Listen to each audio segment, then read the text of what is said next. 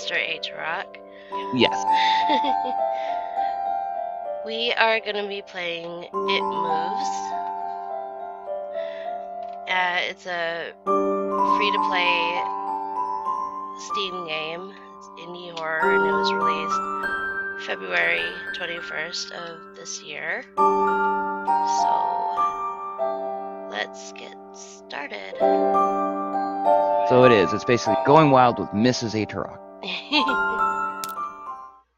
Welcome all the wildlings. Bedtime. Bedtime is supposed to be a happy event for a tired child. For me, it was terrifying. While some children might complain about being put to bed before they have finished watching a film or playing their favorite video game, when I was a child, nighttime was something to truly fear. Somewhere in the back of my mind, it still is. This is me.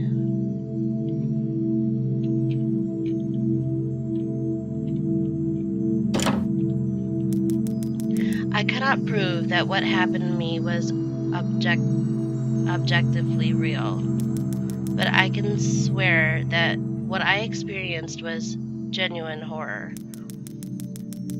A fear which in my life, I'm glad to say, has never been equaled. I will relate it to you all now as best I can. Make of it what you will, but I'll be glad to just get it off my chest.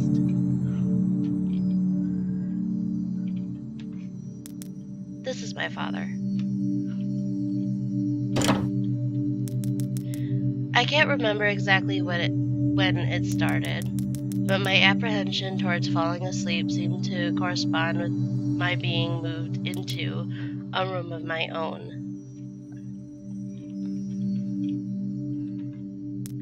This is my mother. Mom told me not to touch her stuff, especially this stuff. Nothing too interesting. Box is full of stuff. Ventilation, I think Mom said this is. Just a bunch of clothes in here.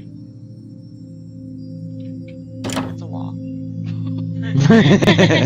It's a wall. It's a wall. Just some normal wall. Dad, don't go pulling out too much stuff now. It's bedtime soon. Righto.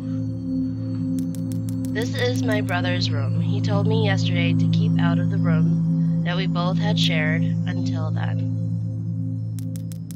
I was 8 years old at the time, and until then I had shared a room, quite happily with my older brother.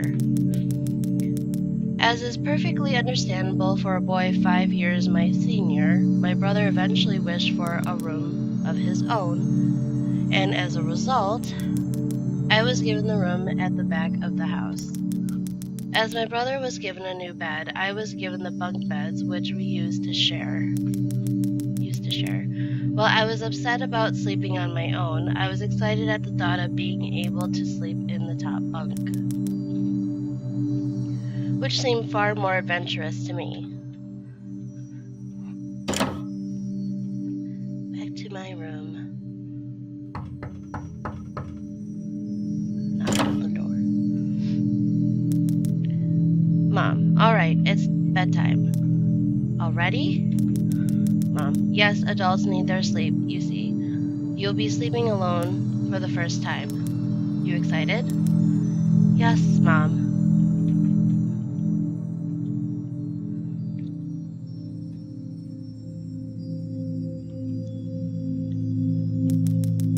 Mom, alright, I'm turning off the lights. Good night. Good night. I toss, turn.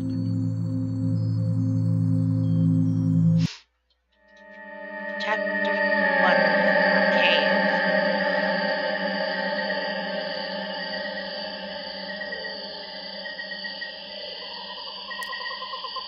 Yes.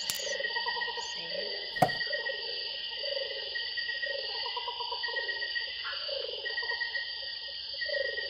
Hmm. Hello?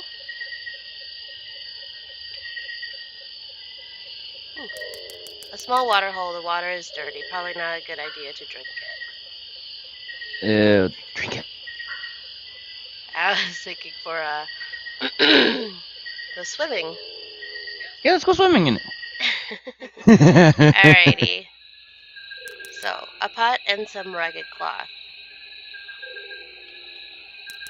I wonder what's cooking. Ooh. Is it... I wonder. Hello. You don't think it's your mom's cooking? Stalking is such a strong word. I prefer to think of it more as intense research on one individual. By the way, your missing sock is under your bed with me. Just kidding.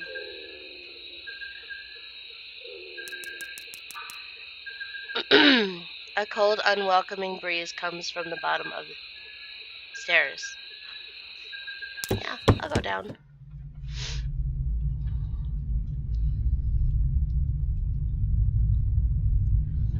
What is lurking around in the darkness?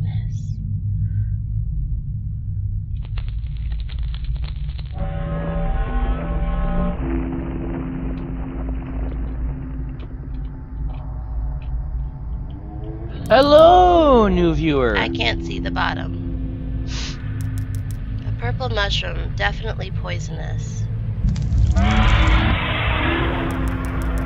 There is red liquid seeping out from the mushroom hat.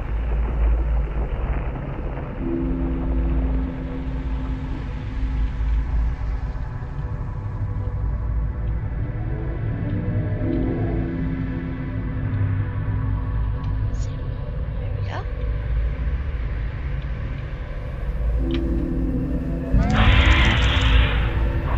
Hello. Whatever you are.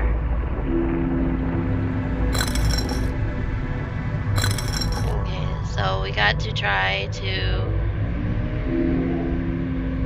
be able to walk across that. So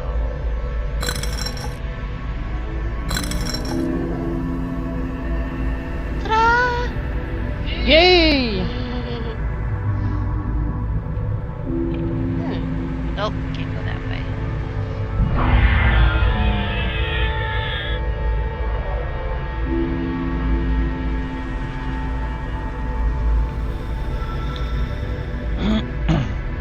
Just a little boy.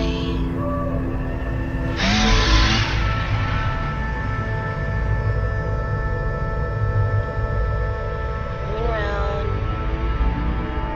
Deep, dark, creepy cave. Nothing spooky about this at all. Try not to fall.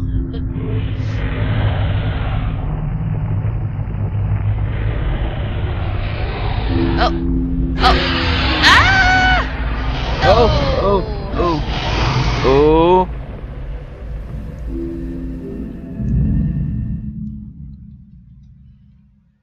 Oh no.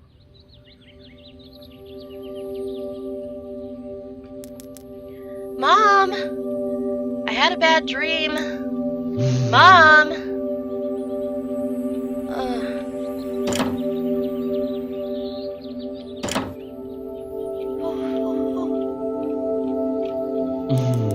Mom, I had a bad dream. Crawl into bed. Sweetie, what's wrong? I had a bad dream. Oh, that's too bad, sweetie. I'll be up in a minute and we can eat breakfast together. Alright, hurry up. Go change your clothes and I'll be right there.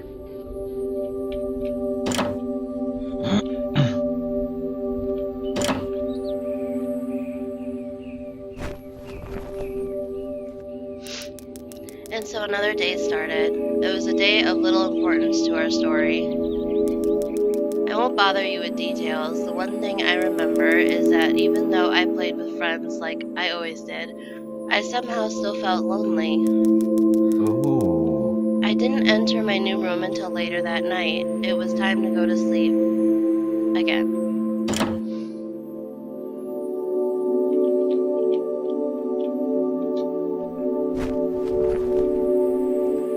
You're your jammies on, climb into bed.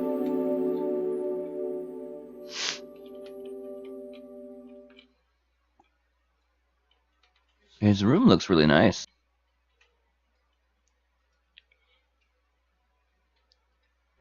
Chapter 2, Labyrinth.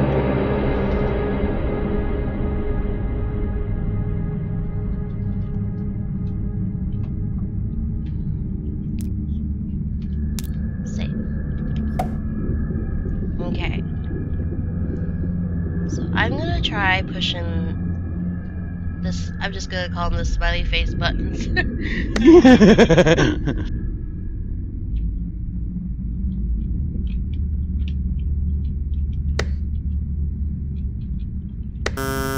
Oh.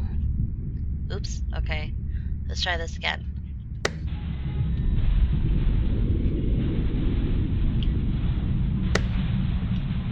Smiley face. That's a sad face. Smiley face buttons first. Ta-da! Ta-da! Alright. Awesome. Around. Ah.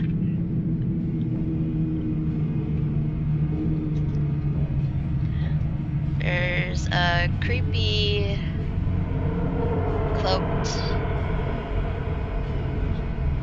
spirit. Okay.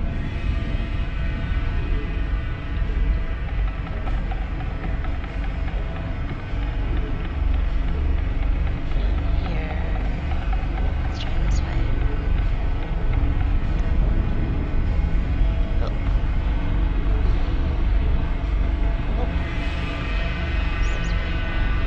This, some kind of machinery.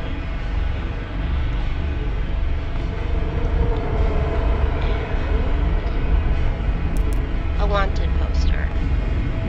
Ooh. Who's wanted?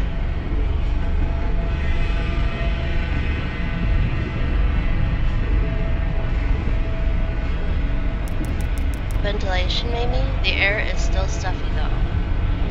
Ooh. Ow. And there's that creepy spirit again. She's... or it is watching me.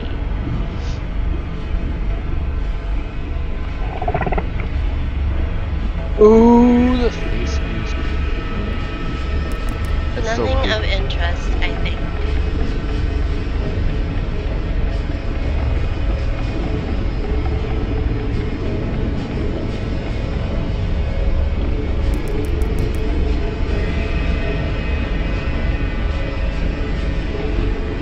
Disappeared. Looks like a fan.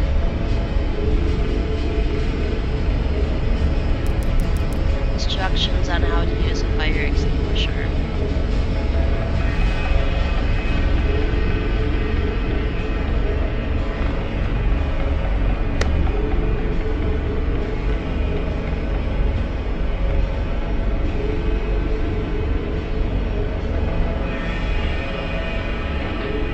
Oh, I saw something moving over there. Yep, Whoa. shadow up here. Yep.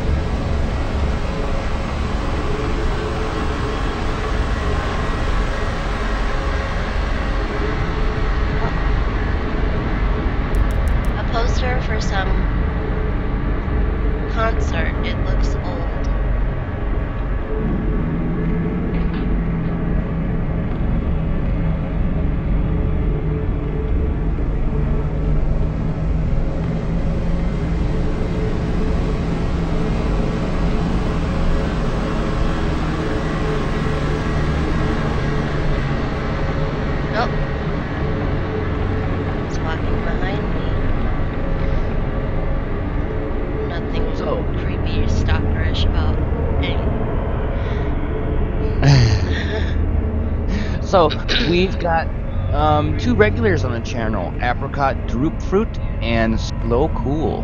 Welcome.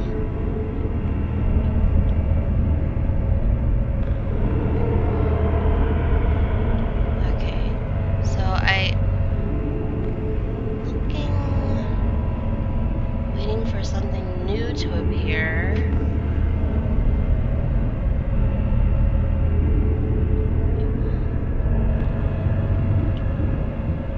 Nothing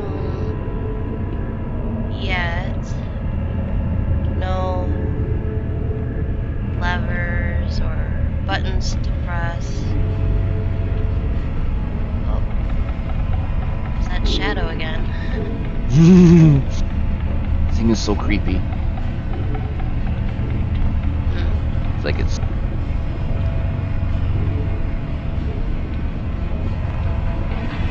I think it's coming after your booty.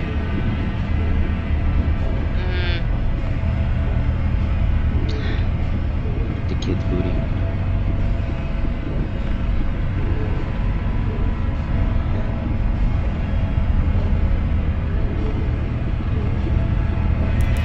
Anacorp. What's that? Anacorp? Anacorp. There's that spirit again. I wonder if Anacorp is like some sort of like weird company that's like, you know, Umbrella Corp.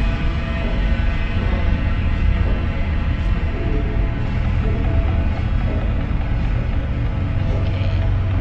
Oh, there he goes. Just came from behind Yep. Nothing new yet. you. Oh.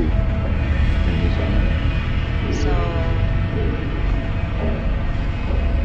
I'm kind of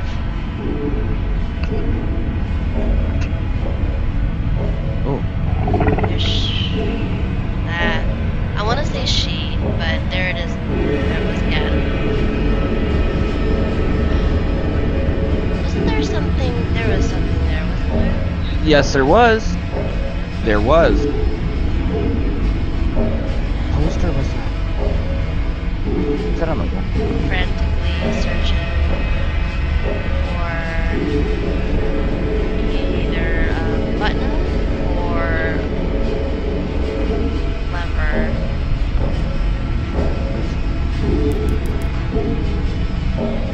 The face on the screen seems to be getting brighter.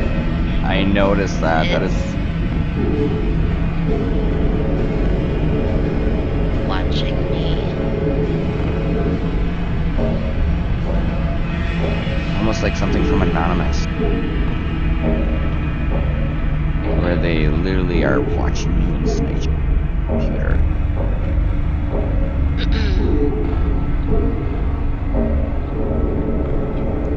So I'm just gonna continue going around until something new comes up. Hello, again.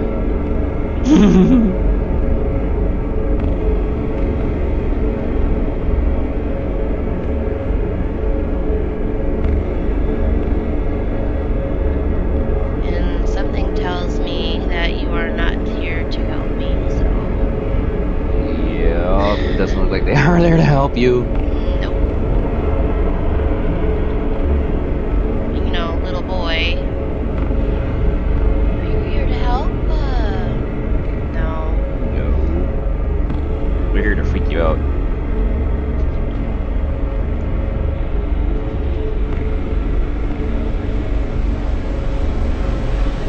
gonna try this again. Okay. Ooh.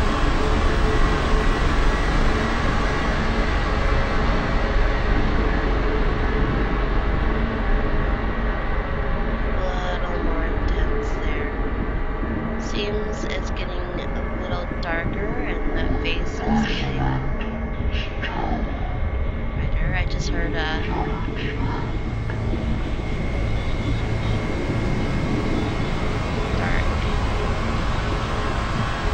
Welcome, new viewers.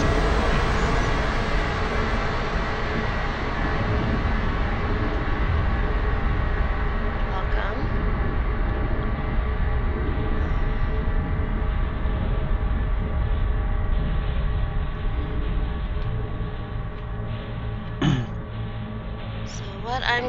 doing is trying to find a way out of here.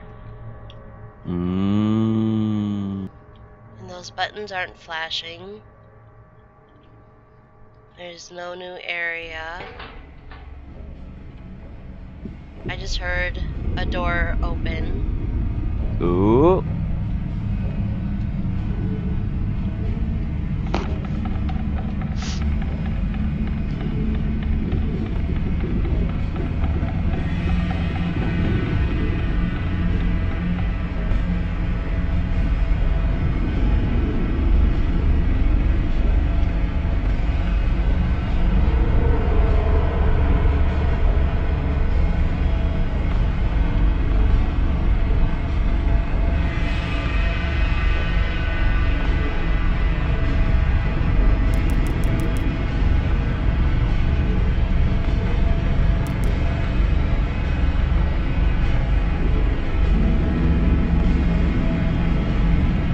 Eerie moaning.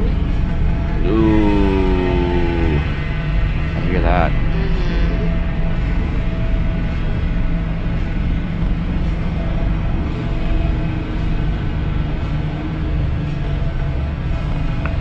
So creepy.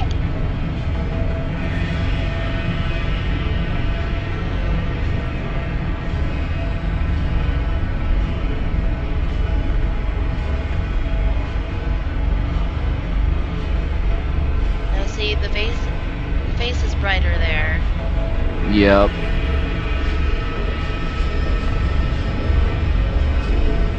There has to be something I'm missing. I've gone through every inch of this place.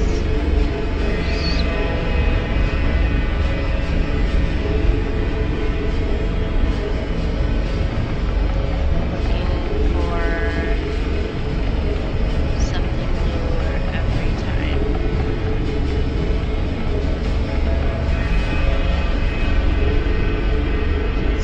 This way. I saw you. Ooh.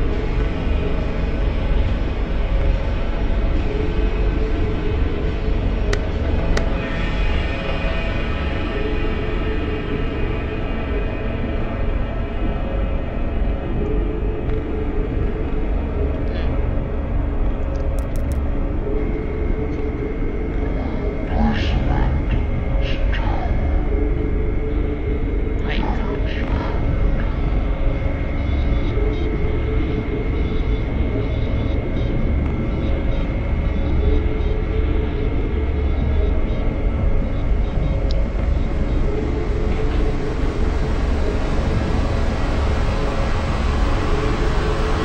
Maybe this is supposed to be how long his nightmare lasts. I think so. Because maybe his nightmare is that he's trapped here and he can't get out. He can't find a way Yep. out. Yep. So- I bet you.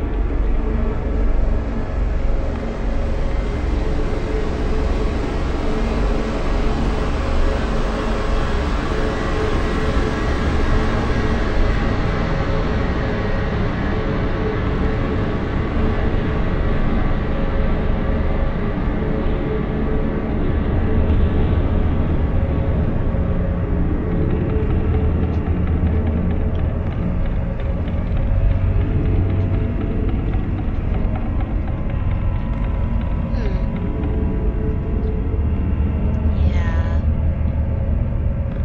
Button, nothing is lighting up yet.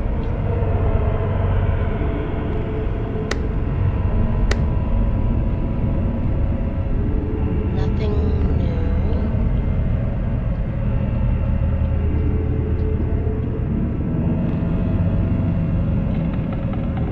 Ghost. It's a ghost and it is not Casper.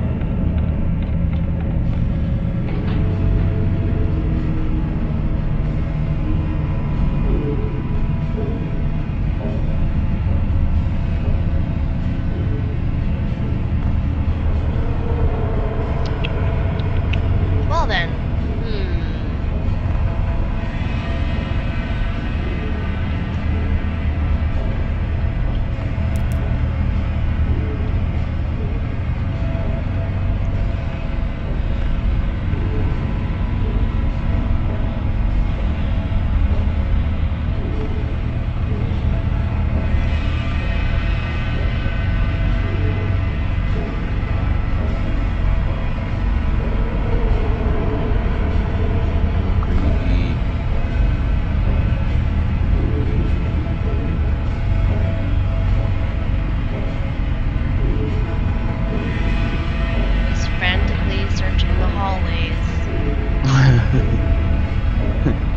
Doritos. Doritos. Yeah. Doritos.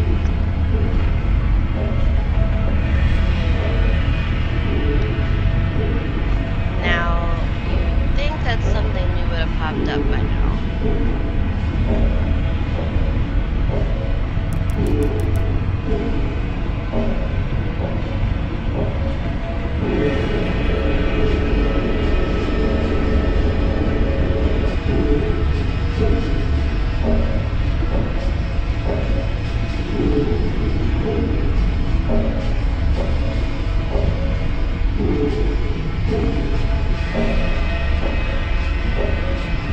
So yeah.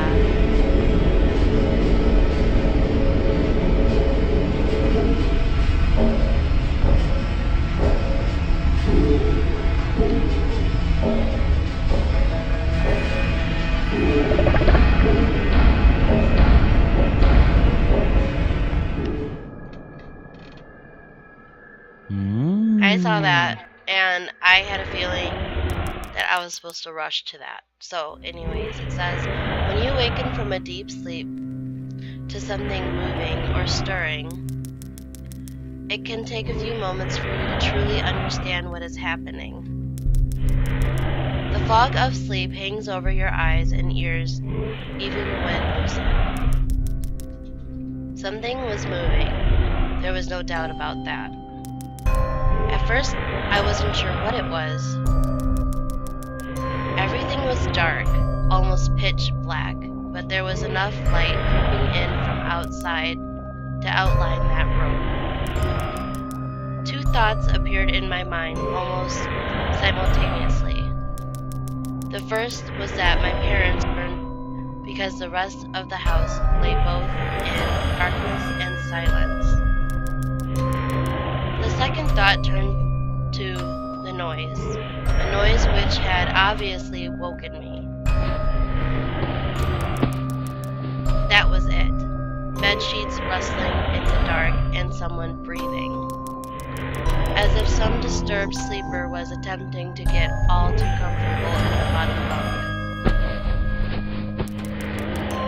I lay there in disbelief, thinking that the noise was either my imagination or perhaps just my pet cat finding somewhere comfortable to spend the night. Oh, he's got his pet It was cat under his then that I noticed my door shut, as it had been as I fallen asleep. Perhaps my mom had checked in on me, and the cat had slipped into my room then. Yes, that must have been it. I turned to face the wall, closing my eyes in the vain hope that I could fall back to sleep. As I moved, the rustling noise from underneath ceased. I thought that I must have disturbed my cat. But quickly I realized that the visitor in the bottom bunk was much less mundane than my pet, trying to sleep and much more sinister. As if altered to and disgruntled by my presence, the disturbed sleeper began to toss and turn violently, like a child having a tantrum in their bed. I could hear the sheets twist and turn with increasing ferocity. Fear then gripped me, not like the subtle sense of unease I had experienced earlier, but now potent and terrifying. My heart raced as my eyes panicked, scanning the almost impenetrable darkness. I let out a cry. As most young boys do, I instinctively shouted on my mother. I could hear something stir on the other side of the house, but as I began to breathe a sigh of relief that my parents were coming to save me, the bunk beds suddenly started to shake violently as if gripped by an earthquake scraping against the wall. I could hear the sheets below me, thrashing around as if tormented by malice. I did not want to jump down to safety, as I feared the thing in the bottom bunk would reach out and grab me.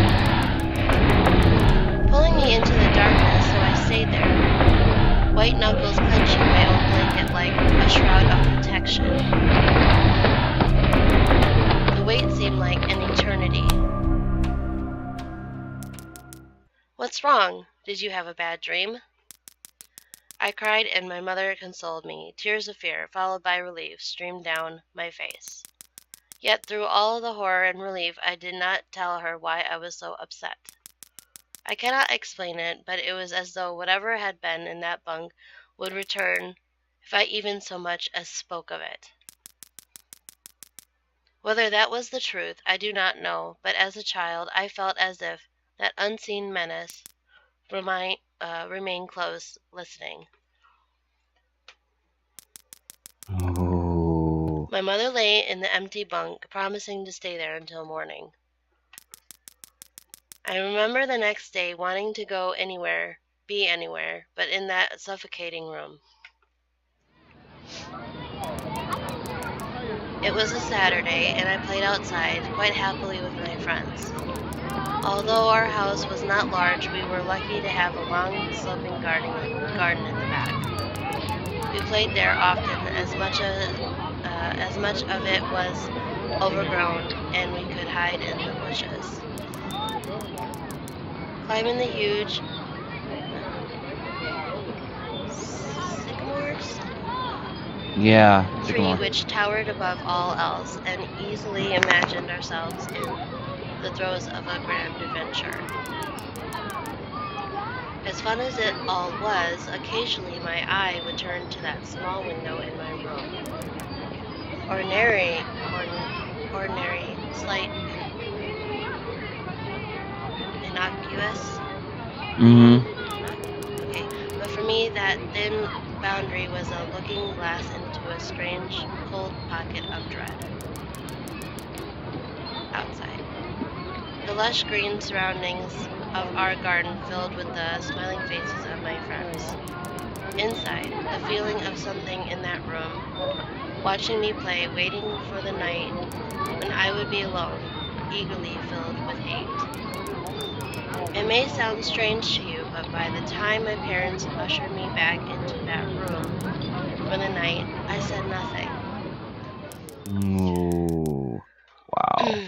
I didn't protest. I didn't even make an excuse as to why I couldn't sleep there. I still felt that this thing would be enraged if I so much as spoke of it. Another night came.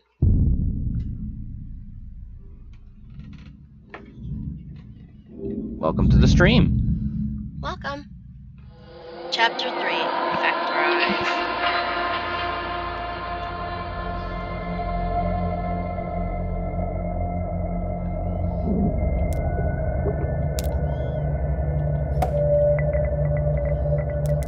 A banner on a long pole is too old and torn to make out details. A huge skull.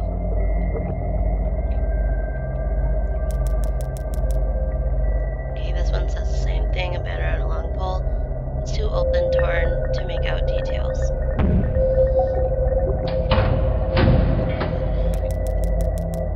Means it keeps saying the same thing. So I'm just gonna go this way, keep going this way. You're back in the same room. Yep.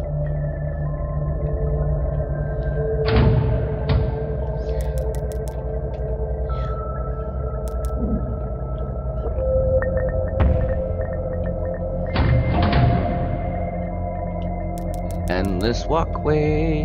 And it's getting darker too. Every time It I is. re-enter, it gets darker. His eyes get brighter too. Brighter. The skull, yep.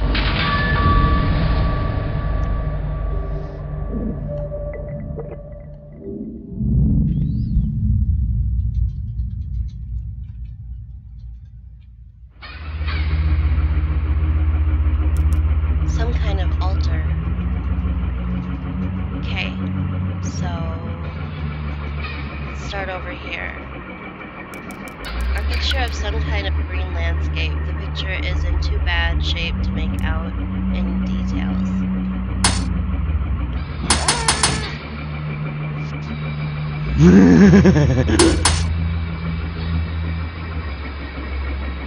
At first, I was afraid that was gonna chop like the top of my head. Okay, so this is some kind of machine. Ooh. Stick your fingers in it. I can't. Dang it. That's the fun part, is Okay. poking things. The floor, it's written in Yeah. blood. That's my guess. It says hello. Ooh. Looks like something used to pour out of these. Mm-hmm. It does, actually. Probably sewer water. Ew, that means you're down in the basement of that house. Gross. Gotta love the sewer water.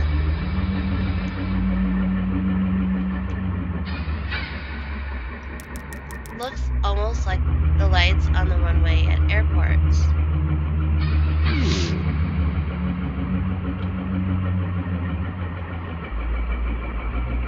It kind of does, actually. It really does. So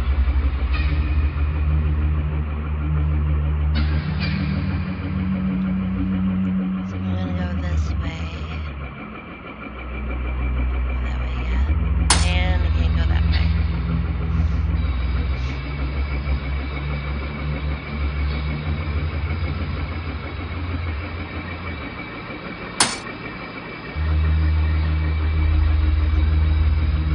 I am like waiting for like that spirit in the red cloak to come again, so I could rush up to her and then something might happen. Yeah. Because that's what happened last time.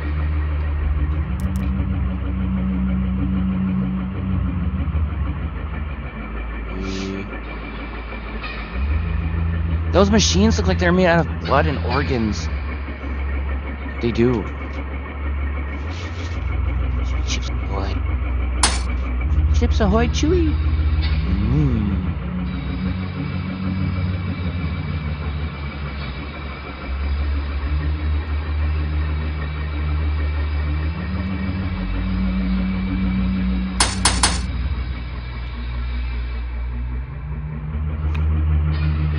Jowkin Games. Someone joined called Jowkin Games. Look what I found. Ooh, a lever. Now let's go see what area it opened. My guess would be over here. Oh, I was wrong.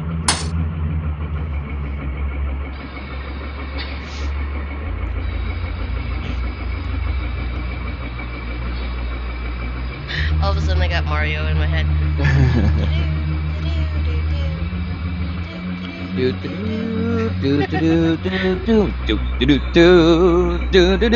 Okay. Totally. Okay, you're totally off. Oh, Okay, yeah. didn't open that. Yep. That's still closed off. I will find what it opened.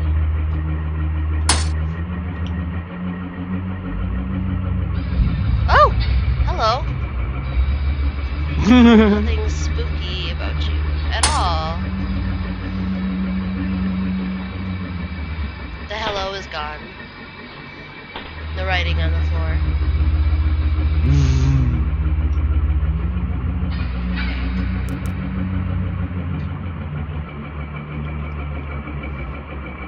Oh, no, wait, I was in the wrong spot. Hello's still there. Oh. Yeah, I was over that way. Okay, can't pull that again.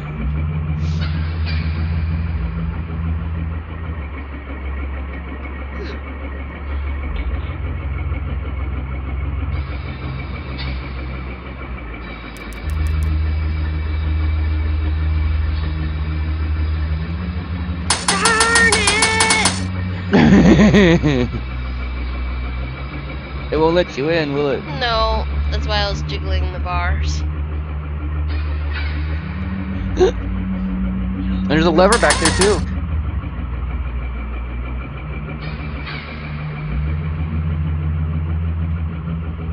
Were the behind the bars? Yeah. Yeah, I noticed that.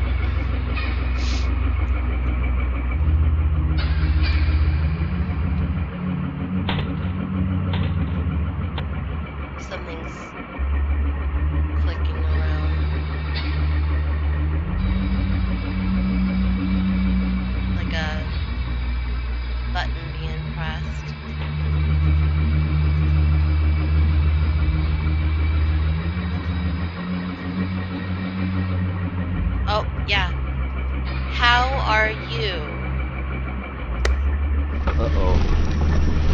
Somebody knows you're there. So I just pulled that. So let's go see what that opened. That.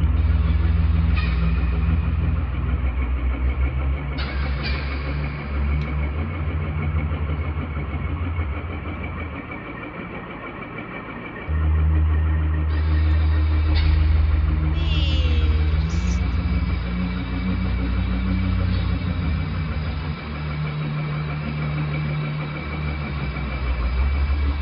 Ha!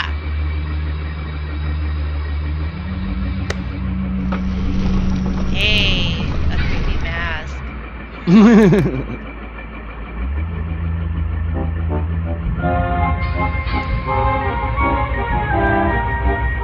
Hi.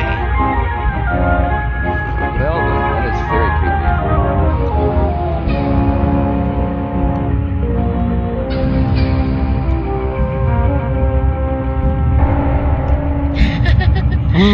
Hi. Hey. Yes. And it's on the floor. Can't do anything to it with it. So I will just continue on with my little creepy journey here. So let's go check. There's nothing different on that end, so this way.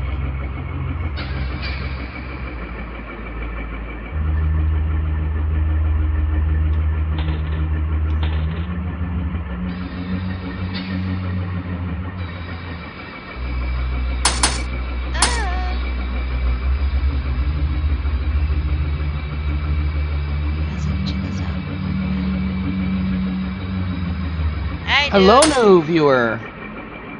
Welcome to the stream. Welcome. We are currently streaming It Moves.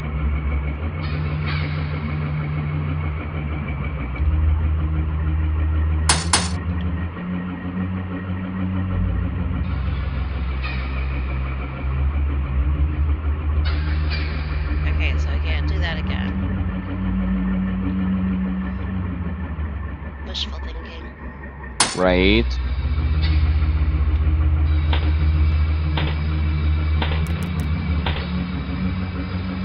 That constant noise of like a button being pressed. Oh, I hear that.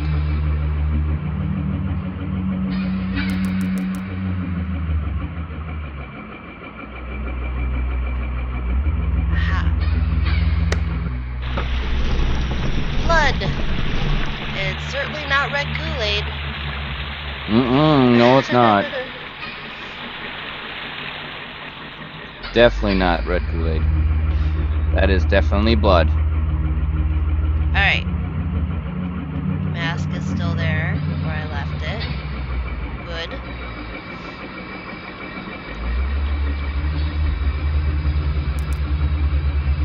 I knew about the altar, so let's go this way.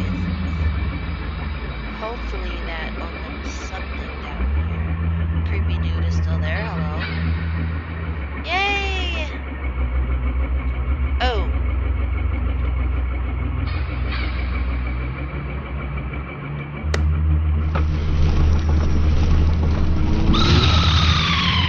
Oh, okay. Ooh. It wasn't creepy at all. Yeah, it was. Extremely creepy.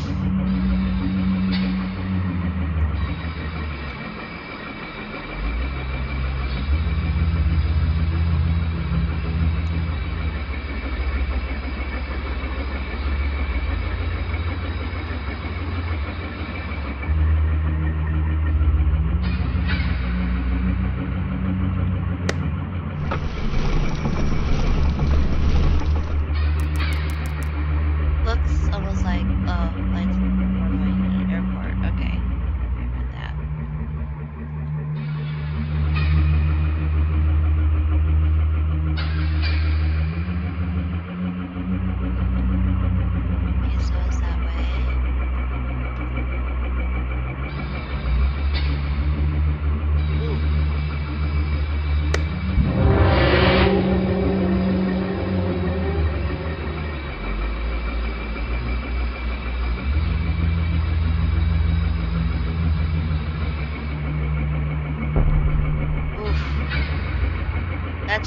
behind me, so Uh-oh.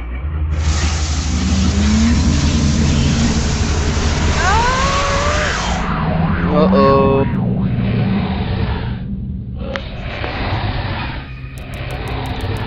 it's funny how certain words can remain hidden from your mind, no matter how blatant or obvious they are. One word came to me that night, lying there in the darkness, alone, frightened, aware of a rotten change in the atmosphere. A thickening of the air as if something had displaced it. As I heard the first casual twist of the bed sheets below, the first anxious increase of my heartbeat at the realization that something was once again in the bottom bunk. That word. A word which had been sent into exile, filtered up through my consciousness. Breaking free of all repression, gasping for air, screaming, etching, and carving itself into my mind. Ghost. As this thought came to me, I noticed that my unwelcome visitor had ceased moving. The bed sheets lay calm and dormant, but they had been replaced by something far more hideous. A slow, rhythmic, rasping breath heaved and escaped from the thing below. I could imagine its chest rising and falling with each sordid, wheezing, and garbled breath. I shuddered and hoped beyond all hope that it would leave without occurrence. The house lay as it had the previous night, in a thick blanket of darkness. Silence prevailed, all but for the perverted breath of my as yet unseen bunkmate. I lay there terrified. I just wanted this thing to go, to leave me alone. What did it want? Then something unmistakably chilling transpired. It moved. It moved in a way different from before. When it threw itself around in the bottom bunk, it seemed unrestrained, without purpose, almost animalistic. For that thing lying there in the darkness, that thing which seemed intent on terrorizing a young boy, calmly and nonchalantly sat up.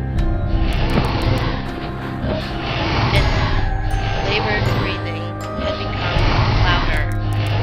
Now only a mattress and a few flimsy wooden slats separated my body from the unearthly breath below.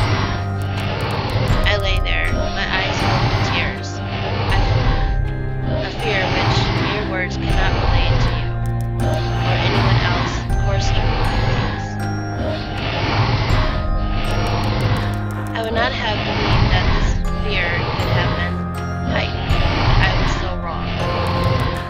I imagined what this thing would look like, sitting there, listening from below my mattress, hoping to catch the slightest hint that I was awake. Imagination then turned to an unnerving reality and began to touch the wooden slats which my mattress sat on. It seemed to press them carefully, running what I imagined would be fingers and hands across the surface of the wood. Then, with great force, it prodded angrily between two slats into the mattress. Even through the padding, it felt as though someone had viciously stuck their fingers into my side.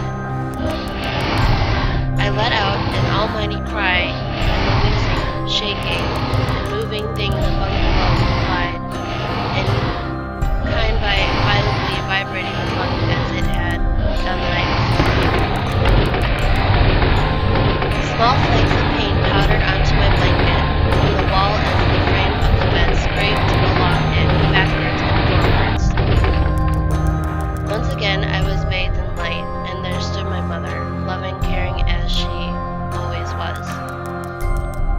comforting hug and calming words, which eventually subdued my hysteria.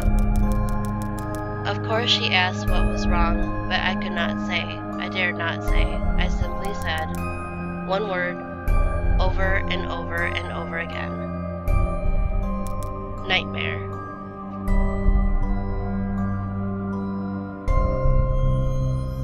Oh.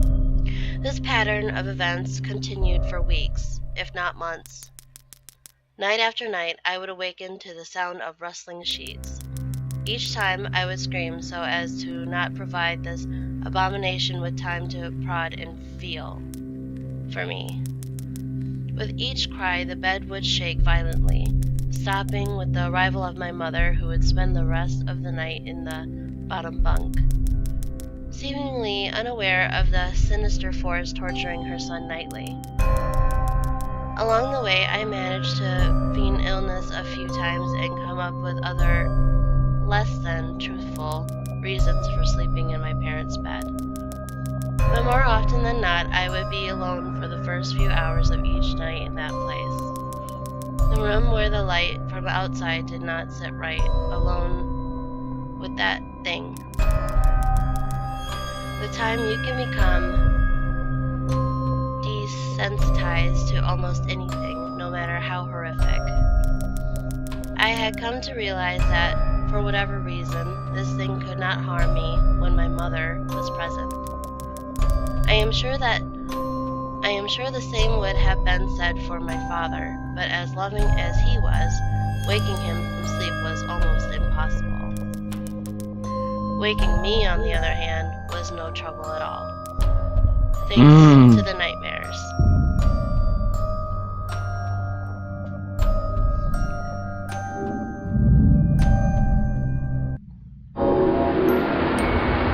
Chapter 4, Anger Overload.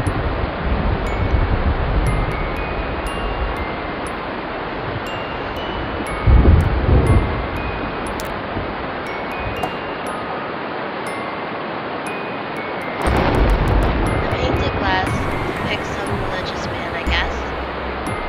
Does.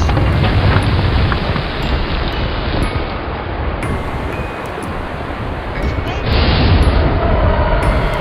A hook hangs from the wall. A piece of meat hangs to dry from it.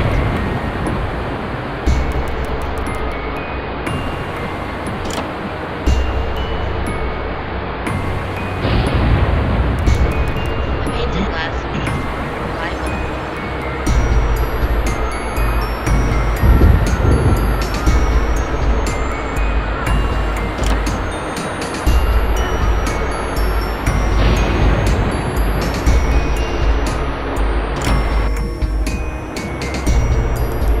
Various jars with disgusting stuff inside.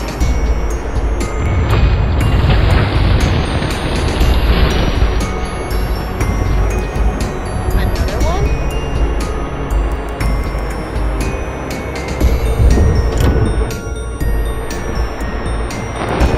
It's a big pool, but I'd rather not use it.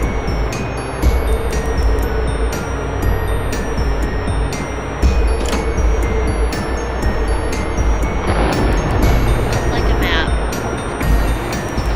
Picture depicts a couple of men standing in front of a car. A faded old picture.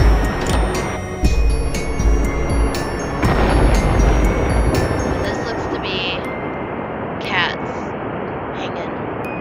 It does. It looks. Dead. They're hanging from hooks. Bars went up, and I'm trapped.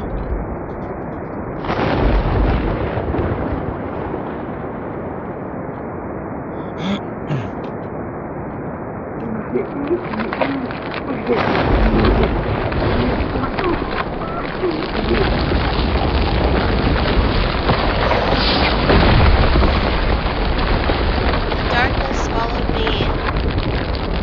Oh.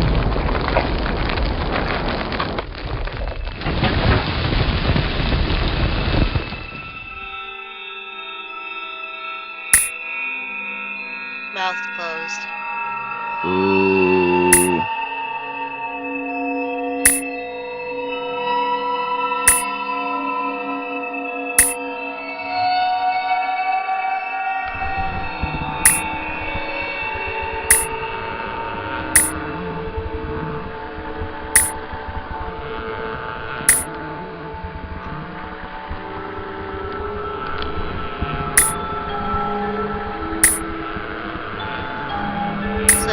doing nothing. I just going down this till something Faces. different happens. Mouths are already closed.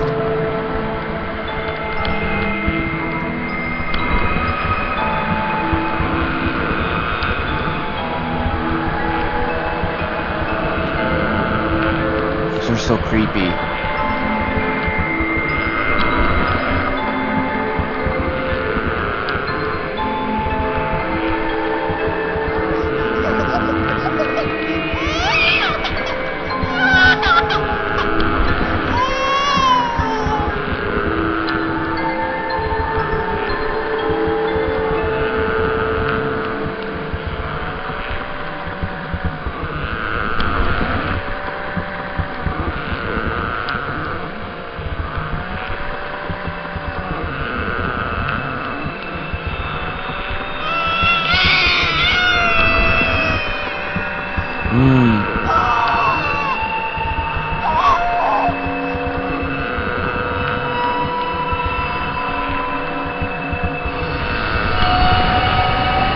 Whoa!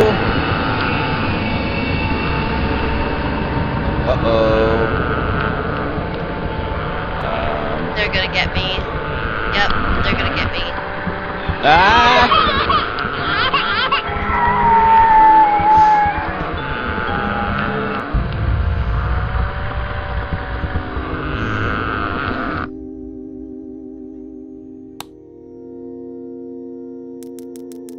My greatest fears were released in the winter.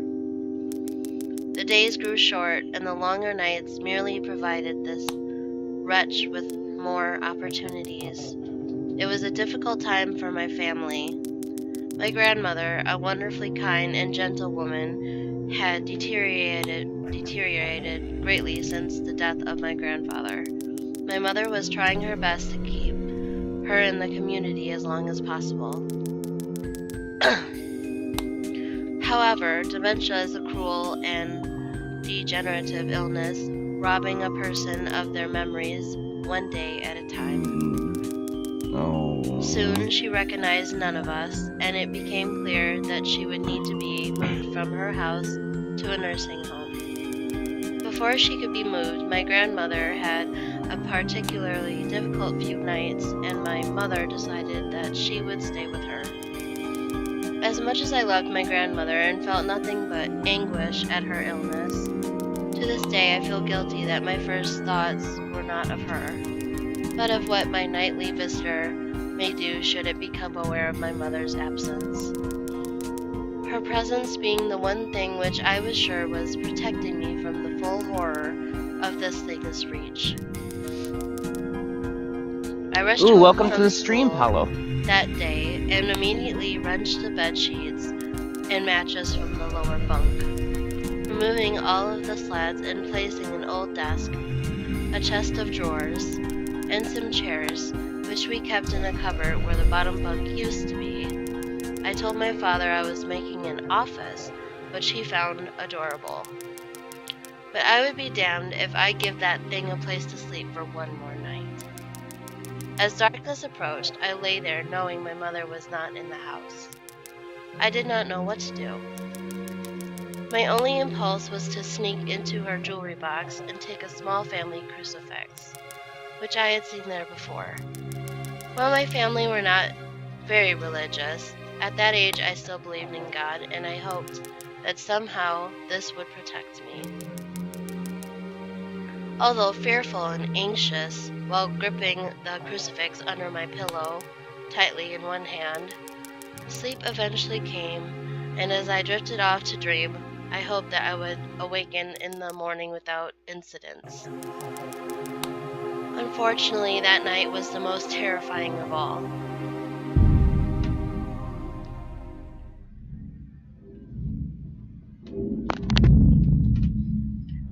Chapter 5, Urban Explorer.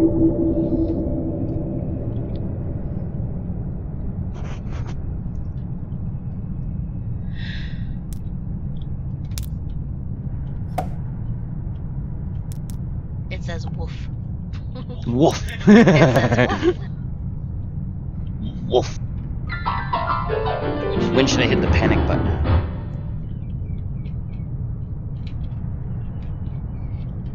Okay, I can't open the desk, so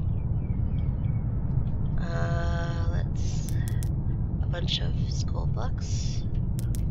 Poster for a play. Okay, let's go out the door. The feeling that something's invading your privacy, even without ill will, is still disturbing.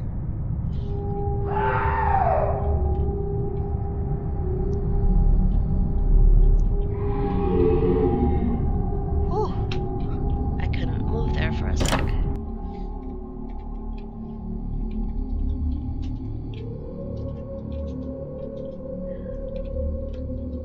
You are good. You are good. Told by a creepy lady. The clock has stopped.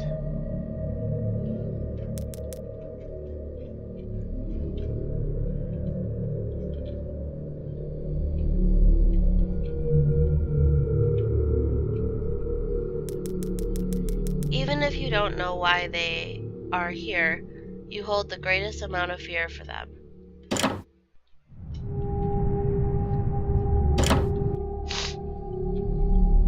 A bathtub in the middle of the classroom. It's a triceratops. An old picture of what seems to be a religious man and woman.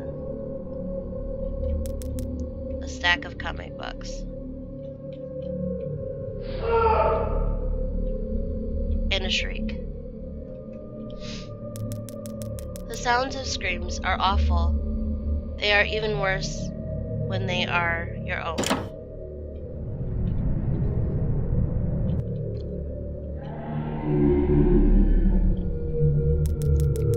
There are various school rules printed here. Let's try this. The lock on the door is broken. I don't think I can get in here. Okay. Uh-oh. Oh! Something went down the stairs. Let me try this real quick. Ooh! Oh, hello. What are those? I do What not are know, but I better those? get out of it. I can't go that way. What is this place? Looks like some sort of theater. Yeah, I thought that too, but wait for that.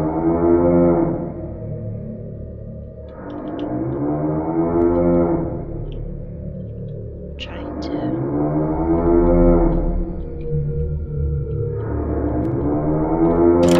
There. Weird. What? Okay.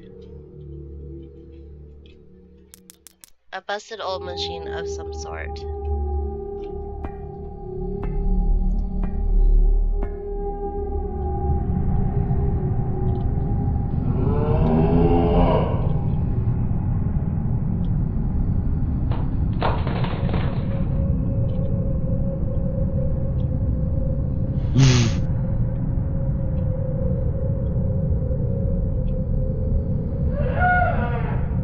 Looks like it's wood chips mixed with ash on the floor.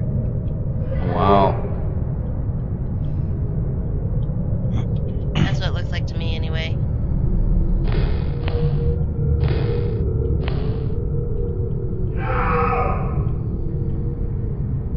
It does. Lights are just eerily swinging.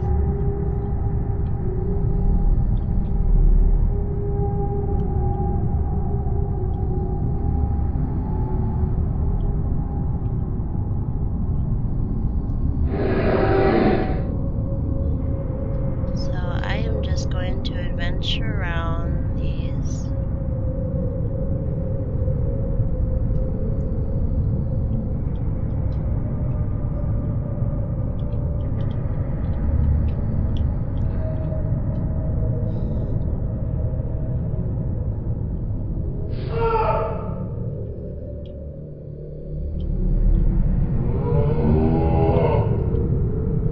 got 15 viewers so far.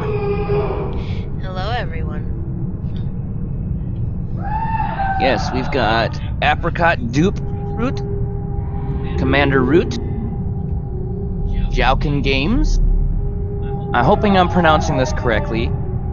Halalo or Hallo 435. We got So Cool. Or sorry, Slow Cool. We've This got is new. Okay, so I'm just going to nervously get on up top this thing. I can't move, so uh-oh. they are going to perform something. It looks like a sacrificial ritual. Yeah. Uh-oh.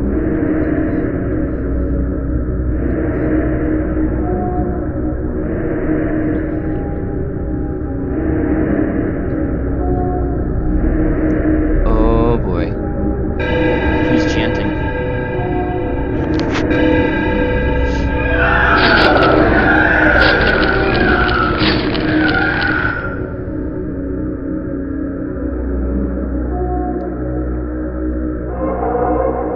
Oh boy.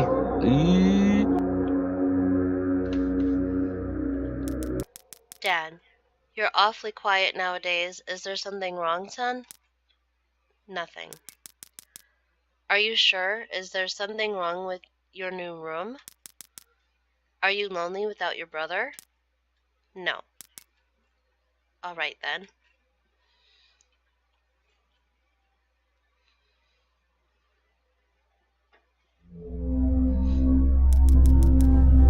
I woke gradually. The room was once again dark. As my eyes adjusted, I could gradually make out the window and the door and the walls, some toys on a shelf, and even to this day I shudder to think of it, for there was no noise, no rustling of sheets, no movement at all.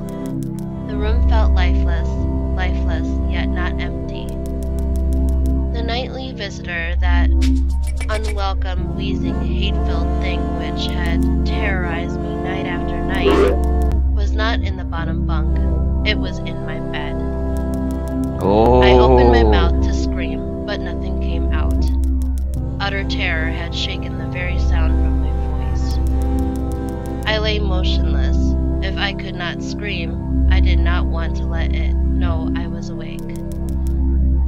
I had not yet seen it. I could only feel it. It was obscured under my blanket. I could see its outline, and I could feel its presence, but I dared not look. The weight of it pressed down on top of me, a sensation I will never forget. When I say that hours passed, I do not exaggerate. Laying there motionless in the darkness, I was every bit a scared and frightened young boy. If it had been during the summer months, it would have been light by then. But the grasp of winter is long and unrelenting, and I knew it would be hours before sunrise. A sunrise which I yearned for. I was a timid child by nature, but I reached a breaking point. A moment where I could want no more, where I could survive under this intimately deviant abomination no longer. Fear can sometimes wear you out, make you threadbare, a shell of nerves, leaving only the slightest trace of you behind. I had to get out of that bed. Then I remembered the crucifix. My hand still lay underneath the pillow, but it was empty. I slowly moved my wrist around to find it, minimizing as best I could the sound and vibrations caused, but it could not be found. I had either knocked it off of the top bunk, or it had, I could not even bear to think of it, been taken from my hand. Without the crucifix, I lost any sense of hope. Even at such a young age, you can be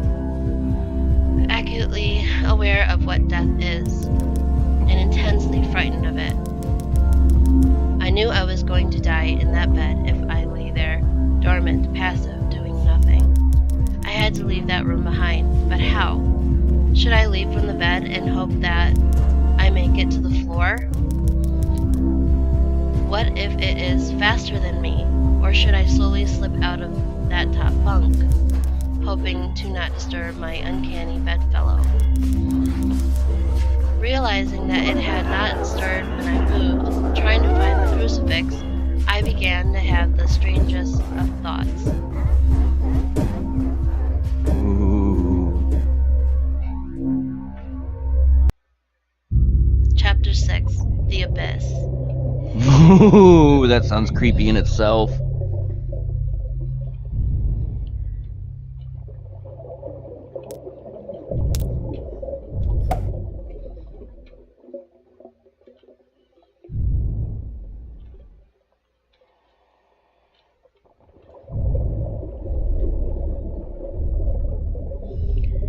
I'm gonna go this way.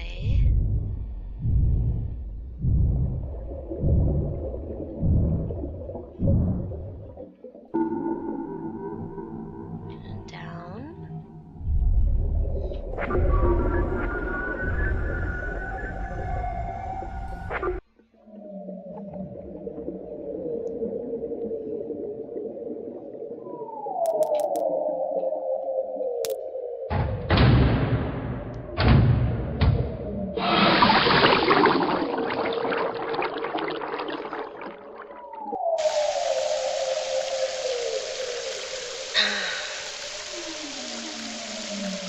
Go.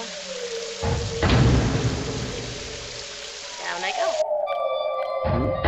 Oh, Ooh, that looked like his dad. it did.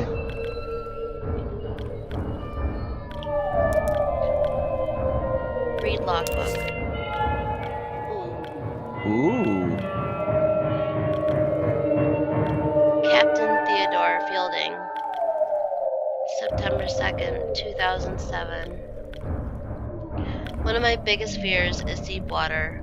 Ironic when you consider the fact that I am now working on a mining station thousands of feet underwater in the Mariana Trench. I have always wondered why I was afraid and reached a simple conclusion. The true fear presented here is actually going down beneath the surface into the depths. It's a combination of all of our most common fears. I fear the dark when you're at the bottom of a body of water. You can't see anything. It's pitch black. Have you ever tried to swim as far down in a lake as you can? It gets really dark and cold really fast, about 10 feet down. But even that's nothing compared to the deepest point on the entire crust of the Earth, located at the bottom of the Pacific Ocean. The Mariana Trench, which is 38,000 feet.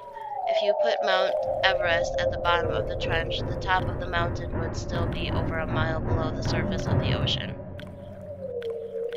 Everything below you is complete darkness, and this definitely plays into our collective fear of the dark. 2. Fear of suffocating. Have you ever gotten to the point where you swam down too far in the swimming pool and you seriously considered the fact that you might not make it back to the top before you ran out of breath? If you ever been roughhousing as a kid with blankets and pillows and you accidentally got pinned down inside of a sleeping bag or something and you get to that point where laughter temporarily turns to screaming, you know what a scary concept not being able to breathe is. Even if you have scuba gear with you down in that deep dark abyss, there's a chance a valve could pop out or you could run out of oxygen. You can't see and you can't really take a deep breath. Could it get worse? Yes. 3. Ooh. Fear of the unknown. There are over 1 million species of creatures in the ocean, and scientists estimate there are an additional 9 million species yet to be discovered. That means we only even know what 11% of the creatures in the ocean are. Most of the beings in the ocean are things mankind has never even seen or heard of. Who knows what could be down there? Think about a time when you were walking in a dimly lit basement trying to find something. All of a sudden, something brushes up against the back of your neck. They become airborne, similar to a frightened cat, and instantly turn around and shine their flashlight to see what it was. It's never anything actually scary. But in deep water, it's always something scary. It's dark, you can barely breathe, and something just touched you and you have no idea where they just went. But there is more to fear, I'm afraid. 4. Fear of flying insects. Imagine that as you're walking along, all the beetles and scorpions crawling along the ground, the huge black hairy spiders that are hidden from view in the cracks, and the slimy worms and snakes that are burrowed beneath the ground, simultaneously start flying anywhere they wanted. That is what the bottom of the sea without water would be like. For the strange creatures underwater, there is no up or down. Even the manliest man, even though they appear to be calm, quickly tense up and become filled with the secret fear that the bug might land on their eyeball or fly into their mouth, and that's why men try so hard to kill them. Unfortunately, in deep water, you can't see any of the undiscovered, freakish, flying creatures that brush past your body as you grasp at your suffocating throat. 5. Fear of being caught. Imagine that you're running from a bear. You will be eaten if you are caught, and it doesn't help that bears can run faster sideways than the fastest human can run forward. When you're at the bottom of the sea, everything that is around you was built to move in water. If something truly frightening, like a shark or a giant squid, caught sight of you, you could turn the other way and flail about all you want, but the monster will catch up with you in a split second. You can't get away from anything. Even if you had a wherewithal to see and breathe, you couldn't run from danger. It would simply find you and devour you. There are lots of places that I wouldn't want to be, such as trapped in a burning house or alone in the vacuum of space. But in the burning house, at least, I can see, and in space, at least, there aren't any creatures that could get me. There are no other places in the universe that combine as many common fears as 7 miles below the surface of the Pacific Ocean. It is because of the combination of all of these fears that I am so horrified by deep water.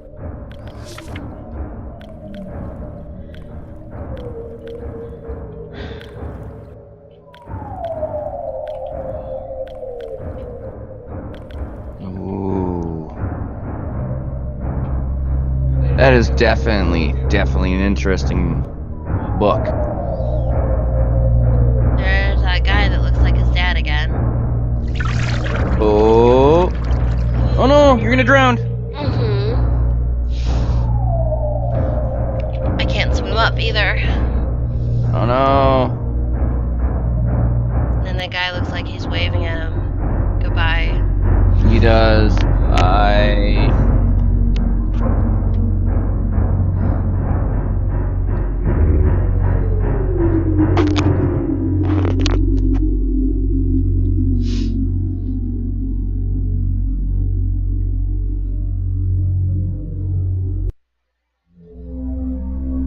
Uh-oh.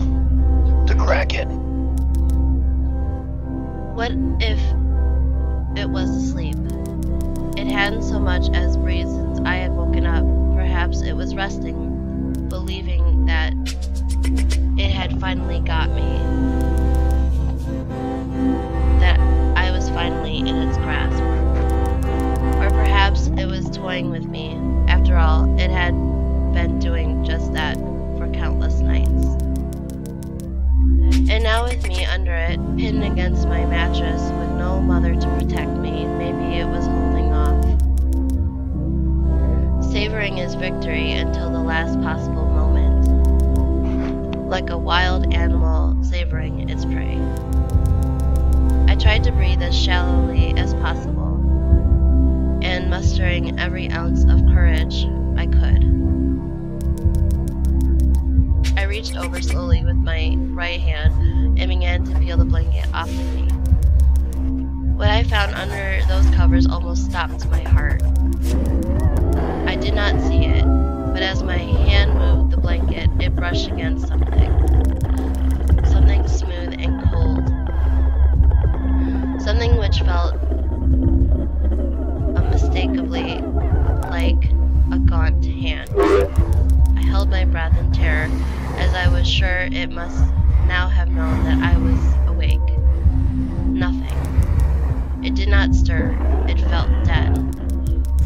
After a few moments, I placed my hand carefully further down the blanket and felt a thin, poorly formed forearm.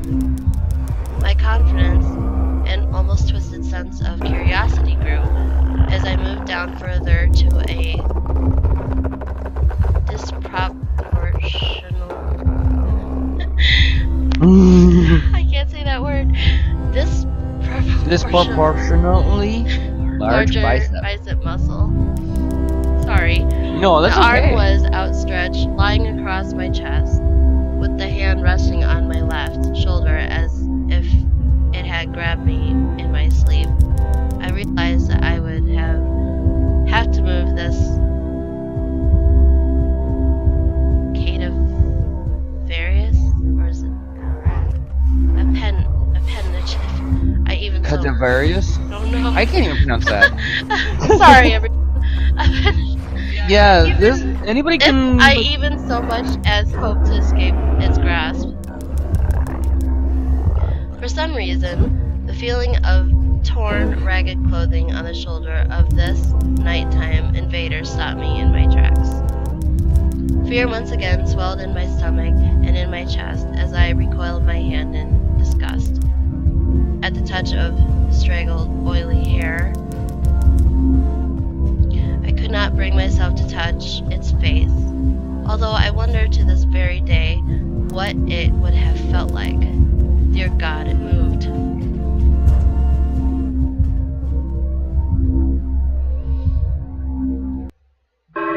Chapter 7. Hostia? Or Hostia? I don't know. Yes.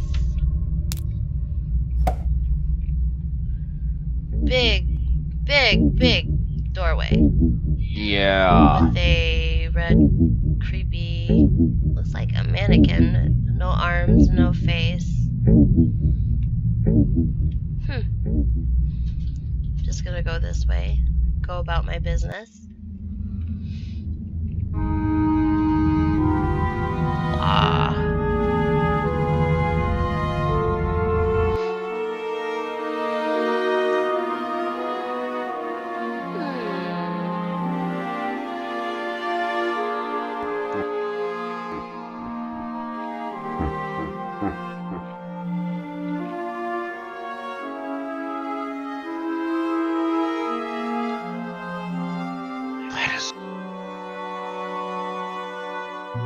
Jesus, that is so creepy. What are those? I dare not ask. Ew.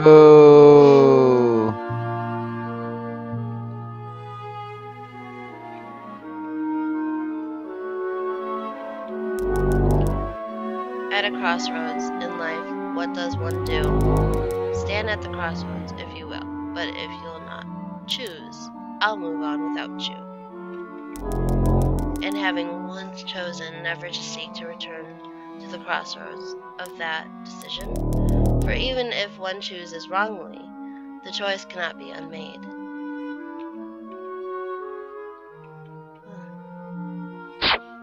Oh, hello again. Oh, okay. Just go this way then. Ah! Fine! Oh, wow.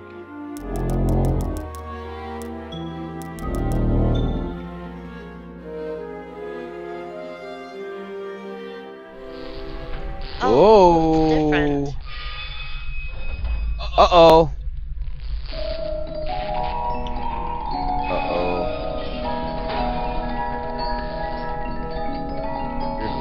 I can't escape.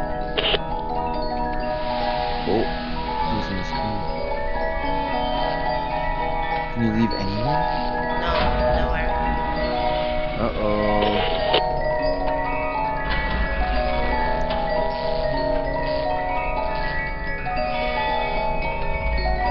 It's lighting up when you get closer to it. Can you go behind it?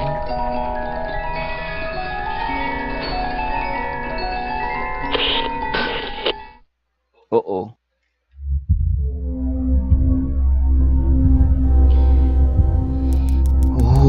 It moved. It was subtle, but its grip on my shoulder and across my body strengthened. No tears came, but God, how I wanted to cry. As its hand and arm slowly coiled around me, my left leg brushed along the wall, which the bed lay against. Of all that happened to me in that room, this was the strangest.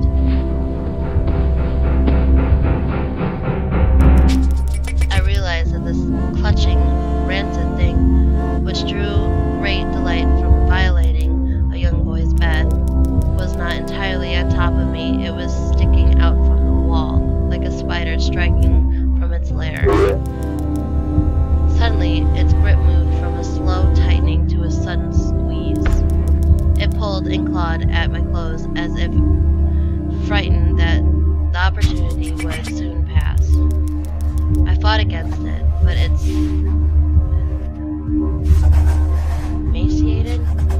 Emaciated. arm was too strong for me. Its head rose up, writhing in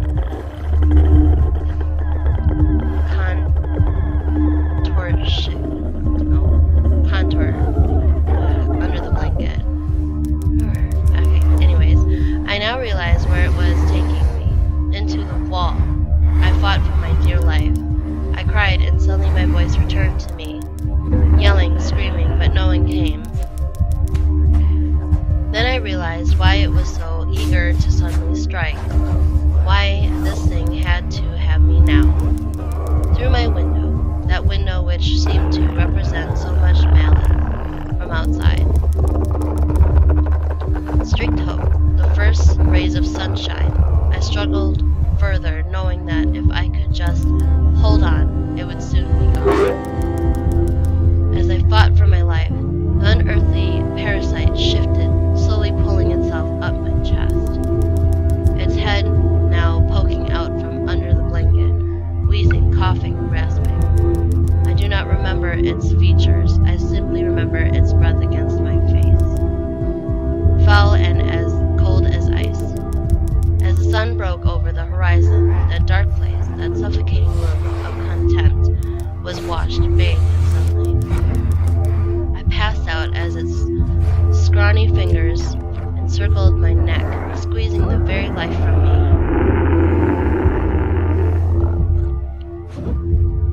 Oh.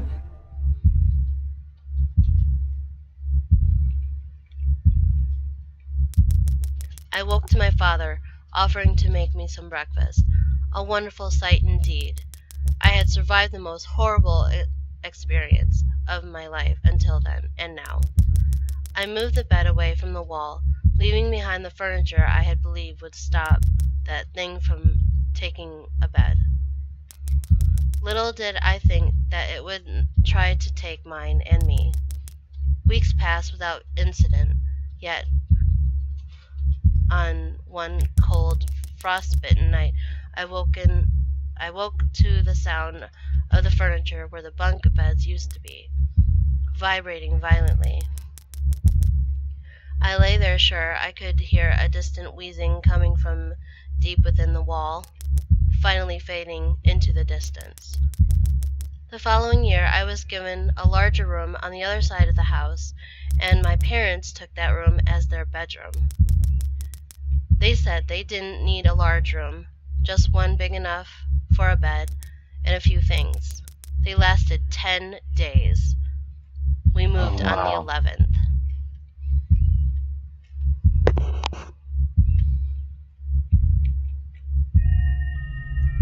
It moves. Wow. That was awesome. I hope you guys really, really enjoyed that. Yes. Baby, did you enjoy streaming that? Yes, I did. Thank you for coming to watch me. Yes, thank you everybody for coming to watch my wife, Miss Aturok. I really hope you guys enjoyed this. It was fun. Oh, something flashing on the screen.